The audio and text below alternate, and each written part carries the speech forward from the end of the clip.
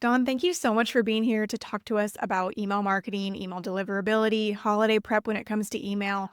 For our listeners that have never heard of Flodesk, which a lot of our pet industry listeners have not utilized email marketing. So another reason why I'm so excited to talk to you about this, but can you start by just sharing a little bit about what Flodesk is all about and how it supports small businesses?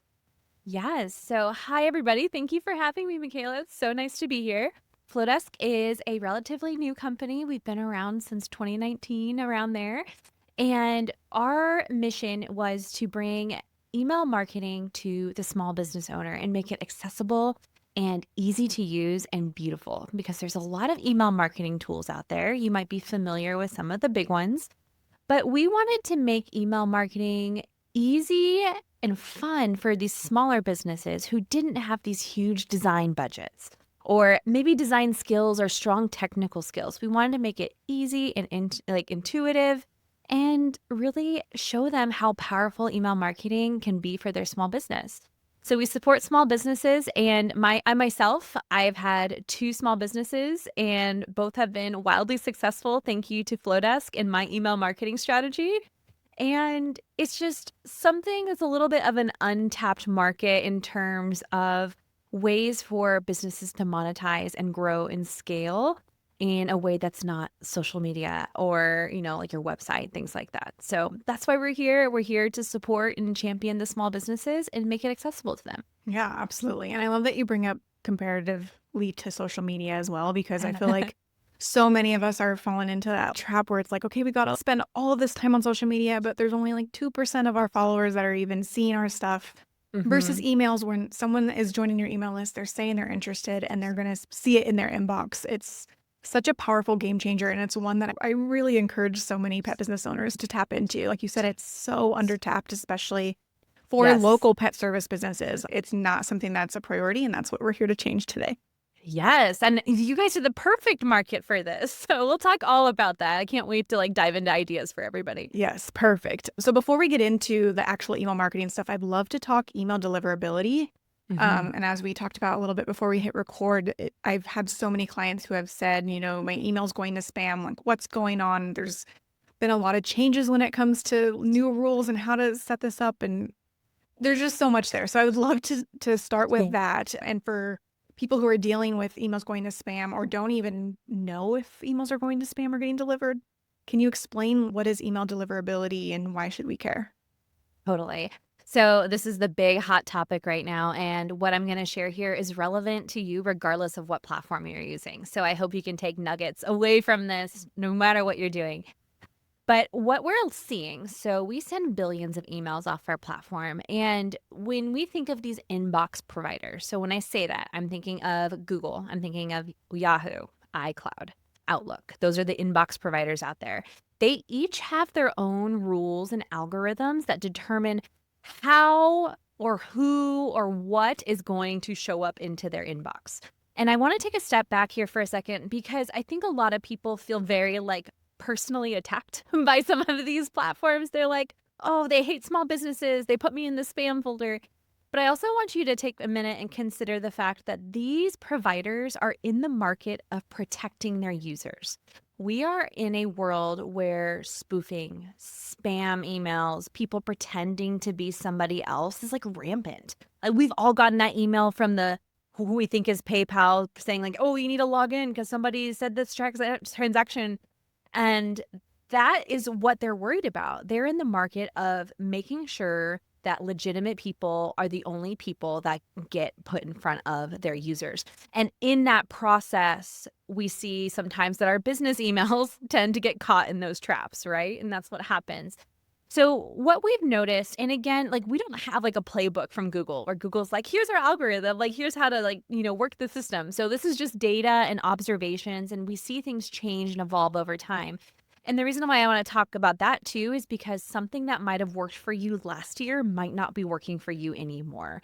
And a lot of people tend to blame the platform or oh, so and so changed something or they broke it on their side. But that's not necessarily the case. A lot of times these algorithms are just evolving and changing over time. So keep in mind, just because it worked for you last year, it might not work for you this year. We got to keep up with the trends. But the biggest thing that we're seeing across the board, especially in the Google world, okay? Google's our biggest inbox provider. Most people are using some type of Google email address. We're seeing that they are prioritizing people who are sending to active subscribers. Okay. So, what that means, when I send an email and a lot of people open that email, Google says, nice, people must really want that email. But if you're sending an email to a bunch of people that might not really know who you are or don't know how they got on your list or are not engaging in their emails, Google and these platforms are going to recognize that and they're going to start to penalize you. And when you continue to send to these people that are consistently not opening your emails, Google's going to go, well, this must be junk. And guess where you end up? Straight into the spam folder.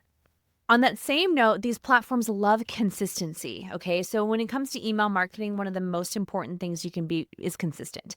And I tend to recommend bare minimum at least one email a month. After about 4 to 6 weeks is when we see domains go cold, is the term that we use. But being consistent is important. These inbox providers don't love surprises. So if you're somebody who has an email list and you haven't emailed your list all year and then Black Friday rolls around and you want to like blast your email list, you've probably earned yourself a one-way ticket straight to the spam folder. So keep that in mind. You want to be consistent. So if you want to do things this holiday season, like now is the time to start cleaning up your list, which is something we're going to talk about. Start sending those emails, maybe in small batches to kind of warm up Google to let you know that you're here again and that you're trustworthy and people want your emails. And be consistent leading up. Like that's going to be your best thing to do as you move on, especially through the holiday season. We see spam filters tend just to be slammed in the holiday season just because so many emails are being sent. But it makes sense because most entrepreneurs make over 30% of their revenue during the holiday season. So it's just a busy time for us. But if you set yourself up for success early, you're going to really be in a great place. Another thing I want to mention too is authenticating your domain. So if you are sending from an email marketing platform like Flodesk, we highly, highly recommend that you use what's called a custom domain email. So this is an email that ends in your business name. So at techsavvycreative.com and not at google.com or at yahoo.com. Those free email addresses is the first red flag that these spam filters see because that's what spammers use. They use the free ones, right? They're not paying for it. So use that custom domain email address, get it through your domain provider or your website, and then you're going to authenticate it. This is where you go into Flodesk, you get some fancy records that have all these weird characters in it. You copy it over to your DNS settings in your website, and that verifies that you are legitimate. It tells the inbox providers that you are who you say you are, and you're somebody that's worthy of being in the inbox. So that's also another thing you want to make sure you're doing as you move into the season. Okay. Yeah, I have so much to say on all of that you just mentioned. It was so helpful. I'm like, okay, Oh, done. We're good. good to go. As far as the authentication too, that's something that I just want to note too. Whenever I've had clients email us and say that their emails are going to spam, it's like 100% of the time that they're not authenticated. That's so Yeah. important. Like you have to do like So important. Like it's just a way that these inbox providers can validate that you are who you say you are and you're not pretending to be somebody else. yeah. That's key. Because again, anytime you get a spam email, I guarantee it ends at Gmail or at iCloud or at Yahoo. It's the Mhm. first line of defense for these inboxes. Absolutely. Okay. And then as far as the list cleaning, I want to get into that. But Yeah. first, because you talked about active subscribers, do you have a baseline of, well, number one, how do you know who's active and not active? Is it just a matter of your open rate? Like, what's a good open rate? How do you sense that? Ooh, good question. So everybody's going to be a little different because for me, who sends like maybe less often in my business because I'm working full time and doing other things in my life. For me, a active subscriber might be somebody who's opened an email in the last 6 months. Where somebody who maybe sends a weekly email, that threshold might be a little bit less. Maybe it's 90 days that they determine whether somebody's active or not active. So that's up to you, and you can use the filters in Flodesk to determine, how long ago do you want them to be filtered out or so on. And then as of this week, we actually released advanced filters in Flodesk, so you can filter your audience based off of their open rate or their click rate or whatever that might be, or when did they subscribe or what segments are they in? You can filter all of that out and create these really advanced filters, which is pretty cool. But for some context, industry average for email marketing is normally about a 20% open rate. Is like that's kind of like the point in time where I'm like, okay, things aren't going well. Is if it's below that, because when you're talking about something called your sender reputation, if you can consistently are sending and it's low, you're just constantly damaging your reputation. So that's that threshold for me, is that about 20%, 25%, that I would say is industry average. And if I go below that is when I start to really reevaluate things. But what we're seeing is with our members who are using these best practices, specifically with list cleaning and sending to an active, engaged audience, we're seeing 60, 70, 80, sometimes 90% open rates. Like the numbers are obscene. And even myself, who has worked with accounts that have like hundreds of thousands of subscribers, if we focus on an engaged list and doing something called warming your domain really slowly, we've seen emails sent with hundreds of thousands of recipients and still getting those really stellar numbers. When it comes to click rate, a stellar click rate normally is about the 2% like category. So if you're in there, like you're doing great. That's pretty average, but it's not like a situation where like a 90% is an A. It's very different in the email marketing world. And I think it does take people a little while who are not familiar with email marketing to become okay that like 30% is great. Or that when you Um, send emails, like you're going to get unsubscribes. So. yes, and that's actually the best thing that can happen, right? Because we want people to leave that don't want to be there, because the worst thing that they're going to do is mark you as spam. Then you're getting flagged to Google and things are bad. So if somebody doesn't want to be there and they want to leave, please be my guest. Make it easy for them to go. That does nothing but help you maintain a solid, clean, and active list. So there's like a lot of like little mental barriers that we have to jump through. And I feel like there's also like the world of vanity metrics too. Like on Instagram, we care about our followers and like, do we have like over 10,000? Like it's like all these like little vanity metrics. And that was kind of the case for email marketing too. People were like, how many subscribers can I get? And it was like this goal. But especially as these algorithms are changing, we're learning that quality far outweighs quantity. And, for me, when I think back to my photography business, for example, I made multi six figures off my email list and I had like 300 subscribers. Like, we're not talking like a big deal thing. I was doing something local. I was selling an offer that was only available to my email list and it always sold out. And I never had to talk about it on social media. Like, that is the perfect market for the people that are listening to this, whether it's like pet sitting or photography, or like what other kind of service do you offer that like you can connect with your audience in a very intimate way. And now you can just save the fun stuff for Instagram. You don't have to be selling constantly on Instagram. And that's just like a really powerful place to be. And that's why email marketing is so powerful. Yeah, I love that. I feel like Yeah. it just takes so much stress out, because I feel like social media, I don't know, and maybe I'm biased when it comes to social media. I feel like, but it's so nice to be able, when you write those emails, I bet you writing that email that you sent out to your photography business clients, like that probably didn't take you that much time compared to creating a couple reels and doing a Oh whole my like gosh. Instagram campaign. Imagine the Yes. ability of just being able to send out an email and actually make money from it. And it's It's incredible. wonderful. It is Yeah. so nice. And they feel very like catered to and like special. Like that's also the difference too, is like we like to say that social media is the handshake, the hello, the nice to meet you. Look what's going on in my world, where like email marketing is that like, let's go have coffee and talk about what's going on. Like, are you having a hard time training your pup?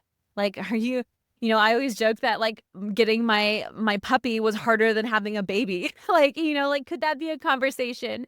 But that's something that you talk about in your emails in an intimate setting versus like a social media post, things like that. So think of like emails, that deepening relationship where you're connecting with people, but also collecting information from them about what they're interested in so you can send them targeted messages. You can't go on Instagram and make a post and say, only show this to cat owners or only show this to dog owners, but you can in email. And that's really cool. Yeah, that is really cool. Okay, so before we get into that, what's the process when it comes to list cleaning? Is that something where you would just set a filter and email whoever hasn't responded to an email in, 90 days or whatever your threshold is, and just say, hey, do you still want to be here? Like, how does list cleaning work? Yeah, that's a great question. So this is a little different on every platform, like the actual logistics of like the filters and things like that. But at Flodesk, we recommend you do it at least every 3 to 6 months. Like make it a quarterly task. Like go in there, see who hadn't opened any of your emails that quarter, and just get rid of them. So you have a choice in Flodesk to either delete somebody, which just removes them entirely. They're gone. You don't see them, no history. You can unsubscribe them. So they just are marked as unsubscribed. They stay in your account, but they're listed as unsubscribed, so you can't email them. Or you can put them into like another segment. Like this is what I do. I call it cold subscribers. And anytime I email somebody, I exclude that segment. So I'm just like taking those subscribers and saying like they're old, like here they are for historical reasons. And if I'm in a good place, like when it comes to re-engagement campaigns, especially now that we're seeing Google and Yahoo like really kind of crack down on sending to like people that want my emails, re-engagement campaigns can be risky. So if you're in a healthy state, your domain reputation is good, like everything is going good, your open rates are good, maybe you do send that email to the cold list and it's like, are we breaking up? Like, have you ever gotten one of those emails that are like somebody says like, we're about to like cancel you, like, or whatever it is, like just to kind of catch your attention. And you can send them one of those emails, and if they click the button, you can take them out of the cold subscriber segment. But I would not do that unless you're in a good place, especially like this point in time.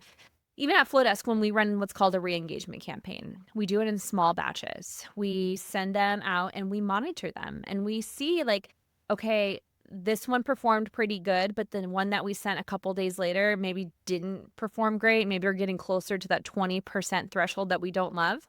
We just stop. Because if we keep going and we keep sending to people that don't want the email, it's going to do nothing but damage our reputation at that point. So what you do with those subscribers is up to you.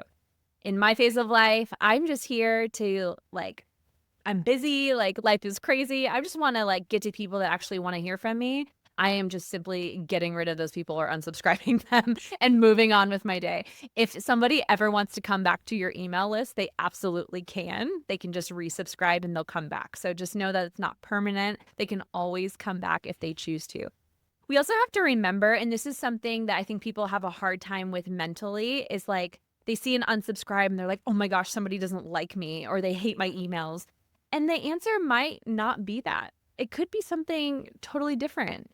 Like maybe you offer pet sitting services and they just lost their dog a couple months ago.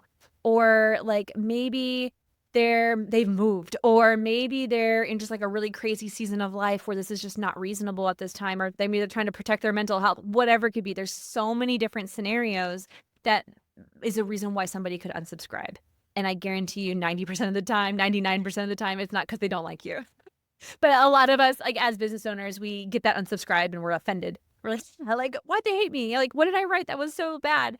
And it wasn't. It was just, they didn't want to be there. And that's okay. Again, that's a good thing because they are self-selecting to not be there and not marking you as spam, which can be damaging to your reputation. Yeah, absolutely. And that's a positive with Flodesk too, because you can have unlimited. So you don't have to stress about like, okay, do I just delete these people or do I send them an email? That whole thing, Right. that is something that I'm like mindful of. I'm like, well, I don't want to go to the next tier for payment wise if like these people aren't even engaged in my email at all. So I love that Flodesk. You don't even have to think about that.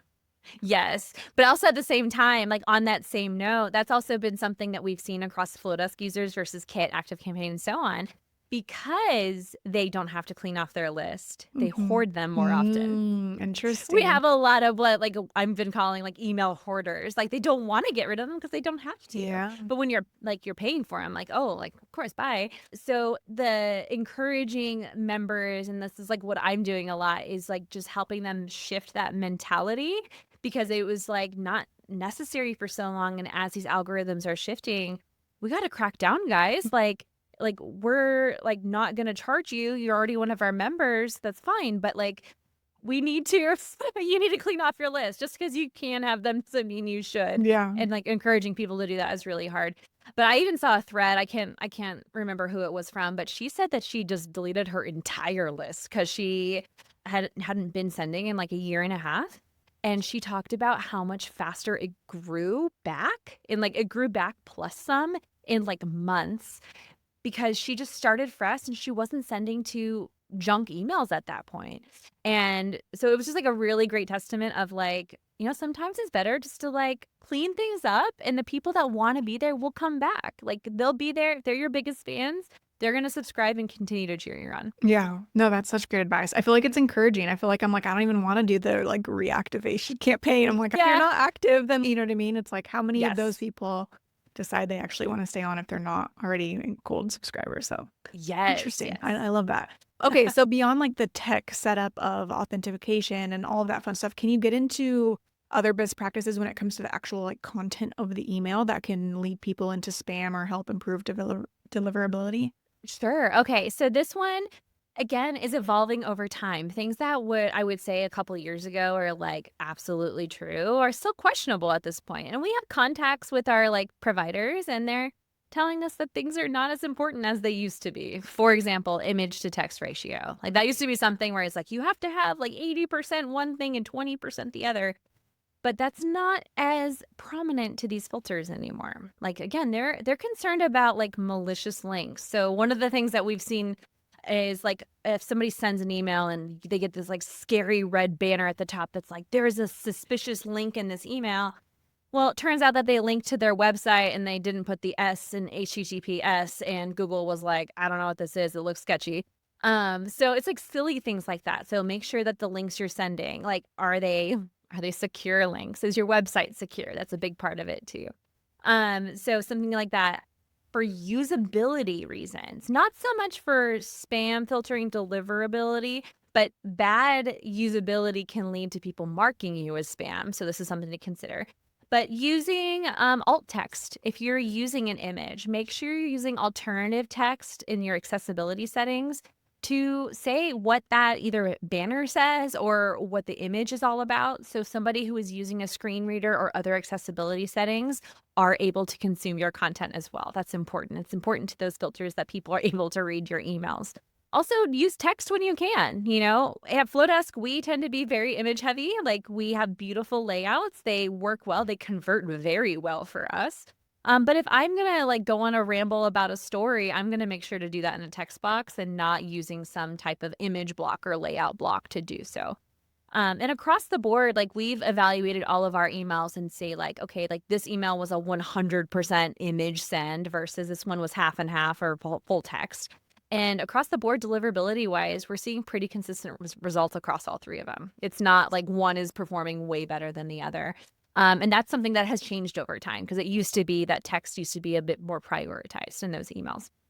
Now, one thing I would say, and this applies to any platform, but Google does clip emails after a certain point. So I believe it's 102 kilobytes is the size of the email. It's some like weird number. But if your email is too heavy, it's too large, Google will like cut the bottom off of your email. So if you ever send a test to a Google account, scroll down to the bottom and see if you see the word message clipped on there. That just kind of tells you that Google's like, this is kind of reached our limit. So that's something that we warn people about. It's also something that we do right away if somebody has like 0% opens for some reason, because our tracking pixel is actually in the bottom of the email. So if it gets cut off, it can't track anything in the email. So that's like the first thing we do to see like what's going on. And it's almost, 90% of the time clipped or something like that. So something to keep in mind, again, for all of those accessibility, like you want to make it accessible to all of your readers. You want to make it easy to consume. But the actual content itself is going to really differ on everybody's audience. My audience really values short, sweet, to the point tech tips. Your audience might prefer those longer stories, maybe something more beautifully written, heavier images. Or maybe you might have a newsletter with a lot of like pictures of the pups that you're taking care of. Like there's so many different things. You just have to determine what your audience is really reacting to. And that just takes a little bit of trial and error. But once you find it, like lean into it. And don't be afraid to evolve as your audience evolves. Yeah, I love that too because I remember that was a whole thing way back in the day that like it needed to be very text heavy and as opposed to Yes. photos. But when you're a pet photographer or perhaps a groomer and you're showing before and afters, there's so many cases where the photos will actually be more effective than just text. 100%. So that's awesome. I love that. Well, and also think about like all of the big brands out there. Starbucks isn't sending you a plain text email. Like True. Petco, PetSmart, like whatever these things out there, like nobody's sending you a Chewy. They're not sending you a plain text email. They're sending you a very heavy image email. And that's how these brands are marketing to us. They're showcasing their brands. And no, I don't need more coffee. I'm going to drink coffee anyway, but I always open a Starbucks email just because it's beautiful and interactive and I like to see what they're doing. Like, so also take that into account. What are the emails that you like to open? Why do you like to open them? And can you replicate that in your strategy? Like, is it the images? Is it the color? Are you opening it because it's pretty? Are you opening it because it tells a story? Experiment with those things in your own strategy, and you'll see the results come in. Yeah. Okay, this is the perfect segue into one of the main reasons I also wanted to talk to you is the fact that, and we kind of alluded to this earlier, that a lot of pet business owners don't realize what they can do with email marketing. Because Mhm. we do think a lot of times it's for online businesses or e-commerce businesses like Chewy or Petco. So can you share some insights into how local service-based businesses can grow their business using email? Yes, absolutely. So I'm just gonna put in examples from my own businesses and, like, how this worked really well for me when I was doing photography locally, for example. One of the best ways to utilize email marketing is for exclusivity. So, on your website, could you have, like, a VIP list? Who gets first dibs at the holiday rush? Things like that, like, we're getting into so if you do pet sitting, like maybe you open up your pet sitting schedule to your email list 3 days before anybody else has access to it. That exclusivity, people like love it. In Flodesk, we have these countdown timers that you can put on your emails and in your forms, and that just drives a sense of urgency, and people are just so afraid of FOMO, they will sign up, and it helps your conversion so much. So, is it first dibs at sessions? Like, are you doing Santa minis for your dogs? Like, I don't know what it is. Like, there's so many different things that you guys can be doing, but you can offer it to your exclusive audience first. They are the first to know about your new offering. They're the first to know about your new dog. They're the first to know about what's going on in your world, and they feel like a VIP. So, that's one great place to start. If you're not sure where to start there. Maybe just put your offer behind some type of time block and then give it to your email list first. Your worst case scenario, if nobody books on your email, is you continue on the other channels that you were going to do anyway. So everything is good. Another way, maybe it's a newsletter. Like, are you telling stories? Are you running profiles on the pets that you're with? I know that my pet sitter sends like holiday themed photos of my dog when she's sitting. Like, we got a Father's Day photo from her. Like, maybe can you showcase all of the pups that you had at your boarding facility during the holidays? Like, is there ways that you can incorporate just like keeping things posted, like what's going on?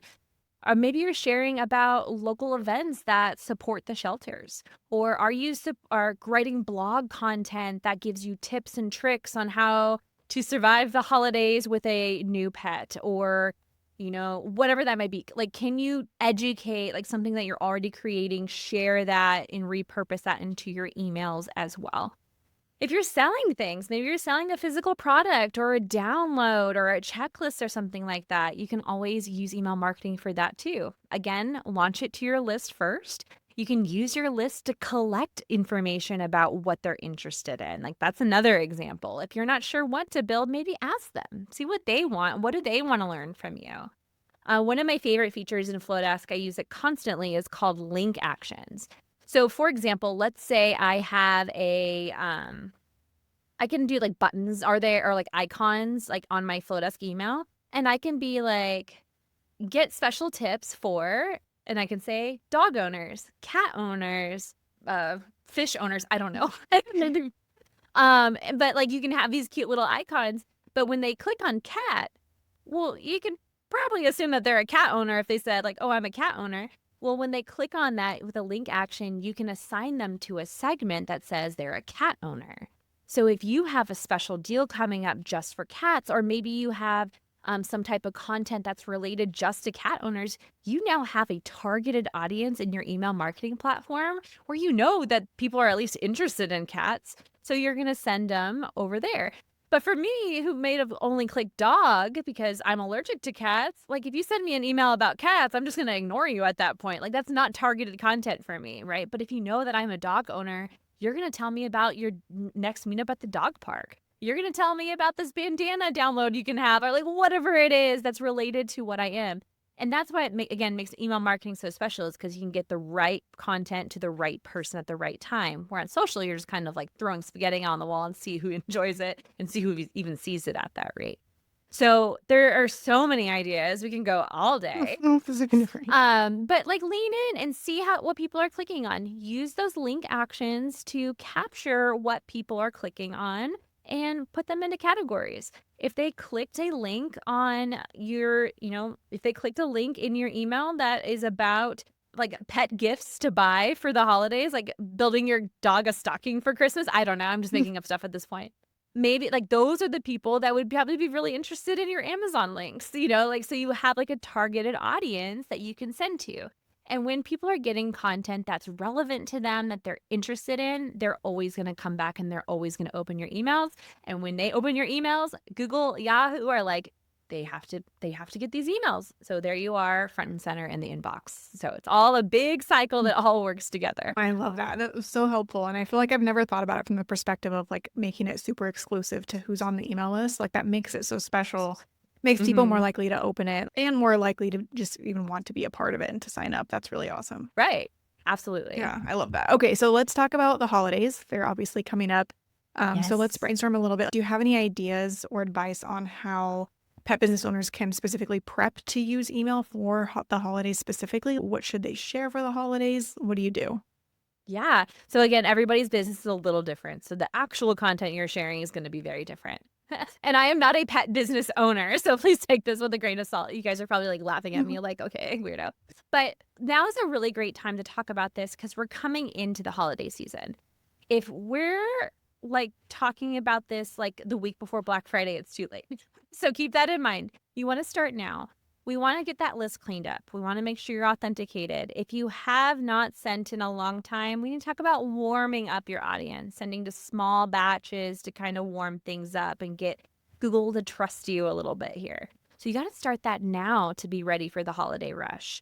But once we get there, what are some ways that we can connect and maybe collect more information about our audience? Like, are you running a poll in your email? Are you sharing your latest download and freebie and seeing who clicks on it? Are you sharing maybe 4 blog posts and based off of what people interact with, you're helping kind of target them a little bit better? Maybe even ask them a question. Say, hey, what are you interested in hearing about? Give them 5 buttons and whatever they click on is what they get assigned to. So there's so many different ways that you can kind of survey your audience to build data that's just going to make your strategy better down the line. For me, once I have that data, that's kind of when I'm going to make the decision because this might actually drive my decision on what I'm going to sell. If all of a sudden I realize that hundreds of people wanted a tutorial video out of me, well, maybe I need to put my time and energy into making an email that has a tutorial in it, things like that. So use that information, what your audience is actually looking for to drive what you're sending down the line. Also, don't be afraid to like go off the beaten path a little bit. Like just because it's Black Friday doesn't mean you have to send a Black Friday email.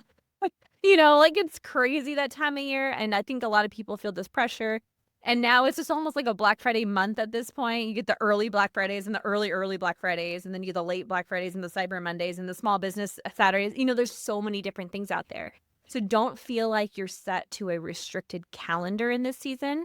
Do what makes sense for you. Maybe it's an email like, hey, you want to go shopping on Friday? I got you. Like, I have a couple of spots open for like walks that day or like whatever it might be. Maybe you're playing into the fact that everybody else is going to be doing shopping or whatever it is. Or like get outside, like take a break, get off the computers, Cyber Monday, like let's go for a walk, whatever that might be. Like, what are those things that you can do? And then if you have people that have purchased things with you, maybe somebody who has purchased photography with you in the past, like what are other things that you can offer?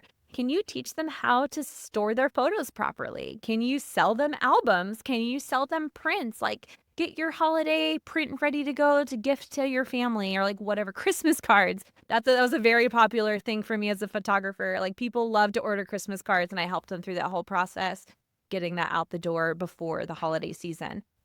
So again, it's totally up to you and your business, but don't be afraid to lean into your email. Use it, take the data. My motto is always data over drama. Let's collect as much information as we can and then make smart decisions on it. So see what they're interested in and then decide what your strategy is and take note of it. Maybe next year you change it up because it didn't work. Maybe you try again. Maybe it was wildly successful and you repeat it in the spring, in the summer, and the fall. But you have to actually do it and try to get any of that data. And that's where a lot of small business owners fail, is they just don't, because they are overwhelmed by it.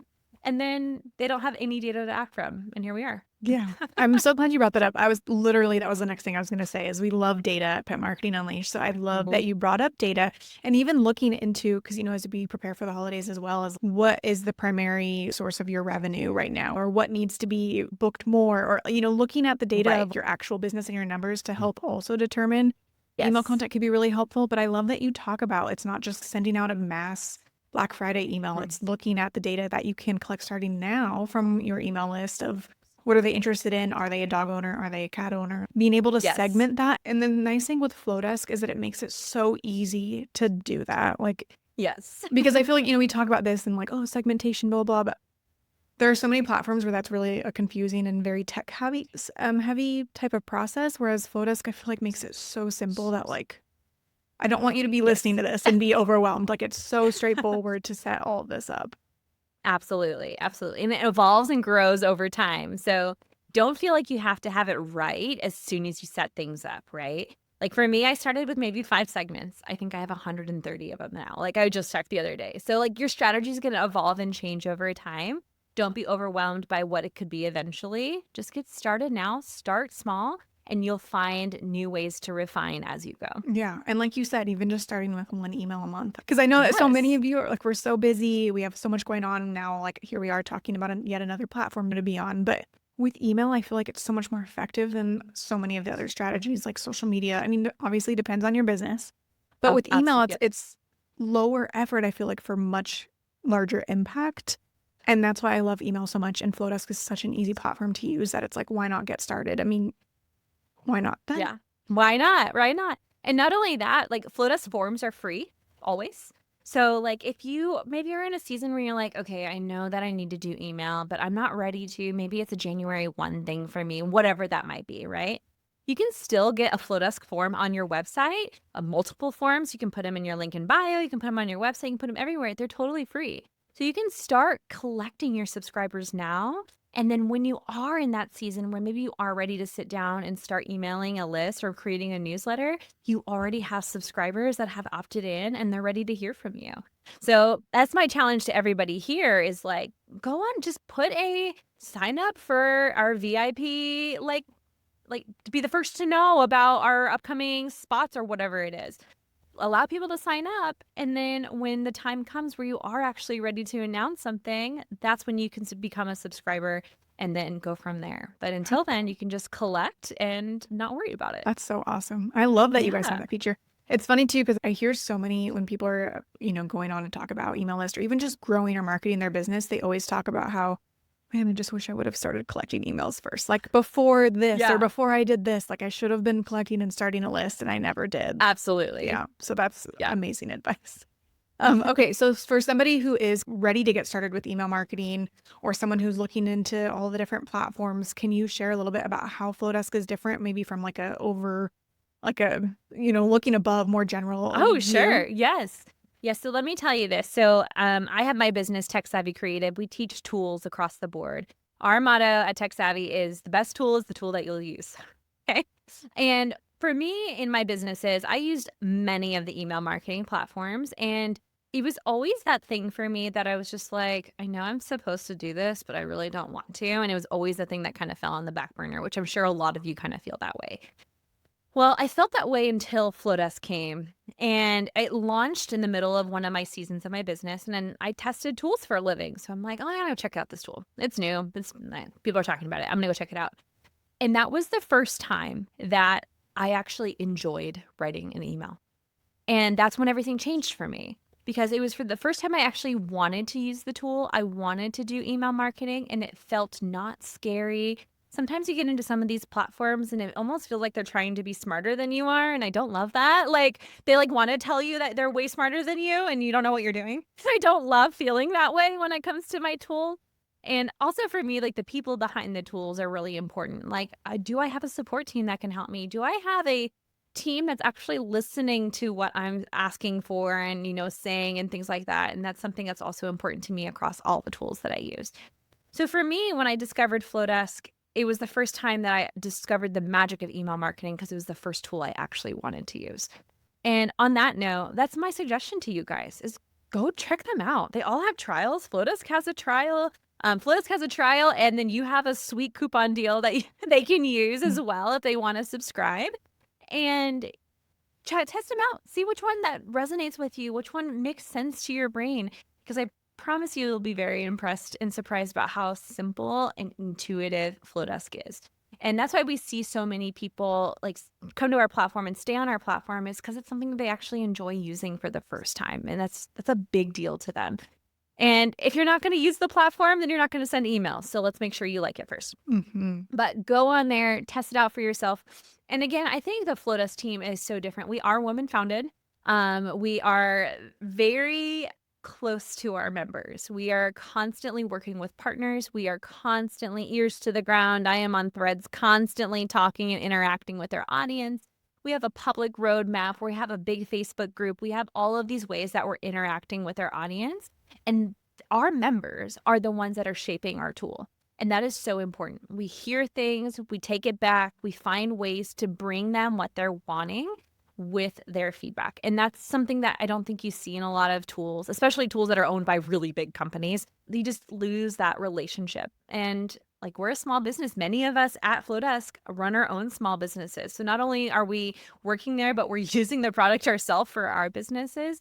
And that just changes how things are done. And that's just really cool. Yeah. So, and even like Michaela here, like we're talking right now, like you're using Kit, but you still you're talking to the Flodesk brand. We're still collaborating together because it's all about email marketing and making people successful. And I think that's really important. I don't think you see that in a lot of businesses. So check them out. Try it for yourself. I gotta try it, have a trial, send a couple test emails, design something beautiful, and then see if it's the right choice for you. And I'm pretty positive it will be. I feel like that was the best marketing. I feel like I should send you the recording of that 1 minute for Flodesk because I feel like that was, I'm like, oh my gosh, I need to go back to Flodesk. But and that's something we would love to have you. Oh, there you go. And I do want to say also full transparency in terms of as a listener, maybe you're like, well, why is she using Kit and then talking to Flodesk? Yeah. So I just want to get into that a tiny bit because sure, I have a lot of shop products, so that's why I use it. But I have used Flodesk in the past. I've used it for clients. I love how user-friendly it is, and something that you talk about is email marketing. You're going to keep the platform you use or whatever you said about that. But it's so true. Yeah. And that's why we actually use Wix for our website platform because it's so much easier for our clients who are less tech savvy to be able to go in and edit versus a WordPress site that, it's very complicated to use. And so that was a big thing for me, especially before we did branding and website design, we did a lot of marketing and I did email marketing for clients and a lot of them use MailChimp. And it was not user-friendly, and they didn't like to go in there. They couldn't figure out how to do the segmentation. There was a lot of nickel and diming, weirdness, and for people who love MailChimp, go for it. Like you said, you have to figure out which one that you like and which ones you're going to be more likely to use. But I just wanted to add in why I promote Flodesk and why I love Flodesk for my clients and for the pet industry community is because it's so straightforward. It's so simple to use. You can send beautiful emails without being a designer or super tech savvy. I had to put that in there because I feel like I don't know. I love Flodesk. Yeah. I think it's incredible.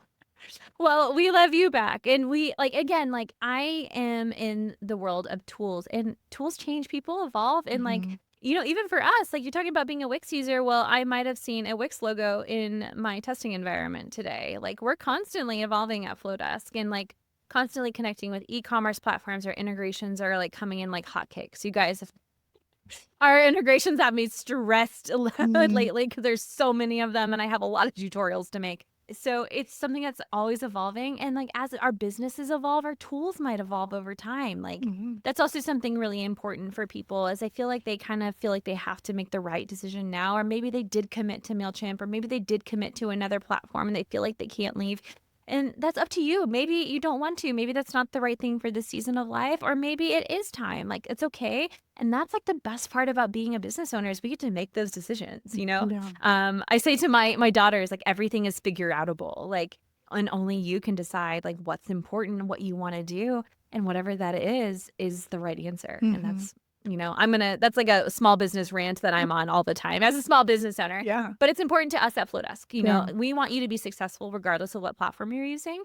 And if that's not the season for you, like if you're on another platform, that's fine. As long like, can we help you? Like, or do you have other coworkers that maybe could benefit from using Flodesk instead? And that's why we're here. Is we just want to make it accessible to anybody and make sure that they're welcomed with open arms. Yeah, I love that. Well, and Yeah. I love that you mentioned too, if you're not quite ready to get started with email marketing, being able to use the forms first to start Yes. generating, at least getting the list going is incredible. So I love that.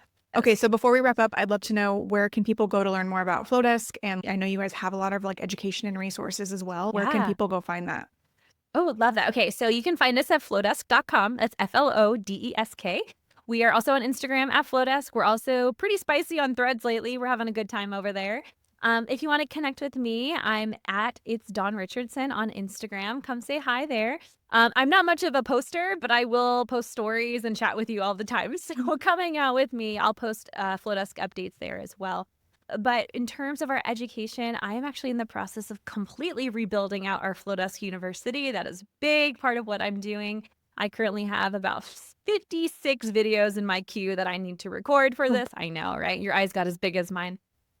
So that is coming soon. So if you're listening to this sometime in the new year, like hopefully it will be launched by then. But in the meantime, you can find all of these tutorials I'm creating on our YouTube channel, and you can just find us at Flodesk there. So again, we're everywhere. Podcasts, we go to conferences when we can and so on. And we'd love to connect with you on any of these platforms. perfect. And for anybody who is interested in trying out Flodesk, I'll have my partner link for you in the show notes so that you can access that to get 50% off, which is super incredible. And then I always end up and wrap up guest interviews with a question on how you reduce stress and burnout in your own life. So I'd love to know, what is your daily or regularly practiced thing that you do to help reduce stress in your life? Yeah. Okay. So this is a good one. And I come from like a very intense, like CrossFit, like hit workout type background. And for me, I've learned that my body actually responds better to things that are a little bit more gentle and like keeps my cortisol down and things like that. So for me, it's just walking, like just going on it, getting outside, getting in the sunlight. I have a walking pad at Flodesk. Like we all have a walking pad and we'll have walking meetings together, like That's virtual awesome. meetings. And then, and, our boss Natalie, she comes back from her maternity leave with a weight vest on as she's walking. So now we all have a weight vest. Natalie, I hope you're listening to this because I bought one because of her. But just getting like moving my body a little bit more intentionally. It doesn't have to be this huge workout for it to be successful. And so for me, that's just getting outside in the morning after I take the kids to school. Lately, I've been focusing on bringing my black lab Luna with me just to get her some exercise too. But whenever I do that, my day is always so much better. So that's always my big goal. Awesome. I love that so much. Well, thank you so much, Dawn. This was incredibly helpful on so many levels. Email deliverability. We talked holiday prep. We talked just emails in general. This was so helpful. So thank you so much for your time. You're so welcome. Thank you for having me, Michaela. Thank you. Awesome.